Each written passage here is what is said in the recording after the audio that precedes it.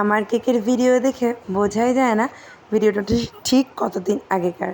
Hello everyone, কেমন আছো তোমরা সবাই? আশা করি তোমরা সবাই খুব ভালো আছো আর আমিও ভালো আছি। আমি সুস্মিতা, আমি হোমমেড আইস কেক বানাই। আমার লোকেশান নবদ্বীপের স্ক্রিনে দেওয়া নাম্বারে যে কোনো অর্ডার পারপাস আমার সাথে যোগাযোগ করতে পারো। তো এই কেকটাও ছিল মিনিমাম প্রায় 1 মাস আগের। যেই কথাটা বলছিলাম কেকের ভিডিও দেখে তো বুঝতেই পারবে না কেকটা ঠিক কতদিন আগে বানানো হয়েছিল। আসলে ভীষণ ল্যাদ খাওয়া পাবলিক আমি। কথাটা শুনতে হাসি লাগলো, এটাই সত্যি।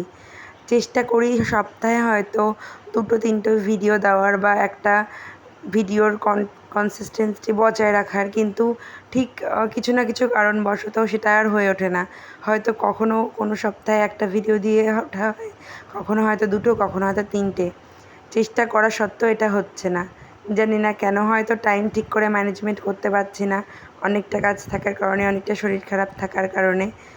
তো যাই হোক, অ্যাটলিস্ট আমার মিষ্টি ক্লায়েন্টের আমি কেকটার ভিডিও করতে পারছি, এটাই অনেক। আসলে এই কেকটা ছিল 1 পাউন্ডের ম্যাঙ্গো আর ভ্যানিলা ফ্লেভারের cake, half mango half vanilla.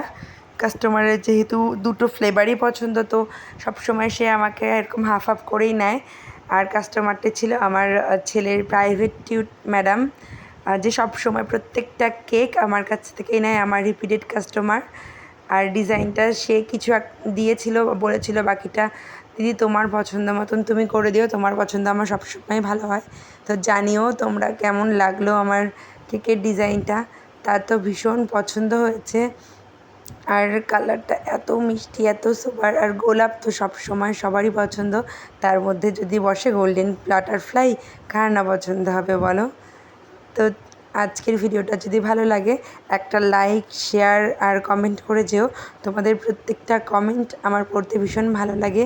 চলো আবার নতুন ভিডিওর সঙ্গে দেখা হবে। টাটা।